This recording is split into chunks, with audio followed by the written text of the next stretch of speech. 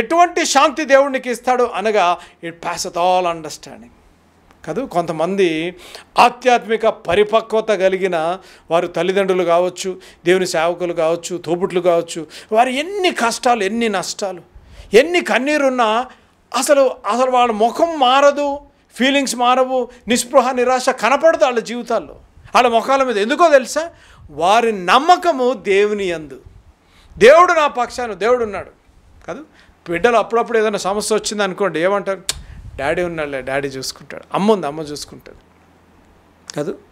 ఆర్గనైజేషన్లో ఇప్పుడు మా ఏ సొనిచర్లు ఏదైనా ఉందామనుకోండి, మాకు ఏదైనా కష్టం వచ్చిందంటే మా వాళ్ళు అనుకుంటా ఉంటారు, అన్న భక్సింగ్ స్పర్జన ఉన్నారు కదా, వారు చూసుకుంటారులే. అంటే నమ్మకము.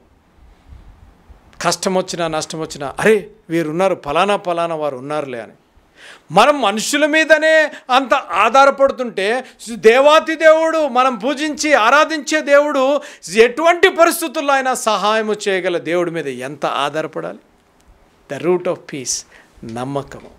ఆ నమ్మకం ఈరోజు ఏ రీతిగా ఉండాలి అనగా, వేరు ఏ రీతిగా ఉందో ఆ వేరు నాటబడాలి, దేవుని వాక్యంలో నాటబడాలి, ప్రార్థనలో నాటబడాలి, దేవుని యందు విశ్వాసంలో నాటబడాలి. ఆ వేరు ఎప్పుడైతే నాటబడి దృఢంగా బలంగా అవుతుందో అప్పుడు నీ జీవితంలో శాంతి. When you are rooted in the word of God, when you are rooted in prayer, when your trust is on the Lord, then you will have peace in your life. The root of peace is trust in God Almighty. The root of peace is depending on His word. The root of peace is talking to Him in prayer. The root of peace is looking unto the author and the perfecter of our God. The root of peace is saying, God, I trust you.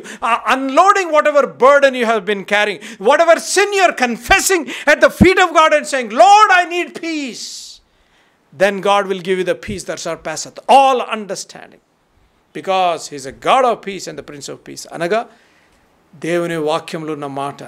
శాంతి ఏ రీతిగా ఎక్కడి నుంచి మనం పొందుకోగలం అనగా trust in God.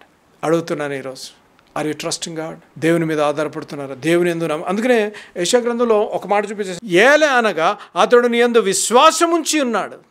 Underline చేసుకో, ఆయన యందు విశ్వాసం ఉంచి ఉన్నాడు కాబట్టి ఎవని మనస్సు నీ మీద అనుకొనునో వానికి నీవు పూర్ణ శాంతి గలవాడిగా కాపాడుదువు.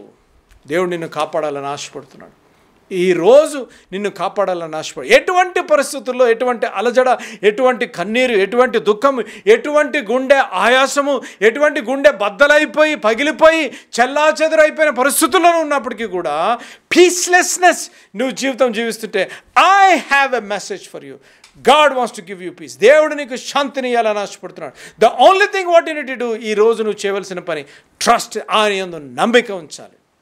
తీసుకుంటే ఒక తీర్మానం ఈరోజు, నా చుట్టూ అలజడి ఉంది, నా కుటుంబంలో అలజడి ఉంది, శాంతి లేదు, సమాధానం లేదు, వివాహంలో శాంతి సమాధానం లేదు, కానీ అన్న దేవుని యందు నేను విశ్వాసం ఉంచుతాను, I will start trusting God అని చెప్పినట్లయితే దేవుడు నీకు శాంతి సమాధానము అనుగ్రహించాలని ఆశపడుతున్నాడు. అట్టి కృప పరిశుద్ధాత్మదేవుడు అనుగ్రహించును గాక.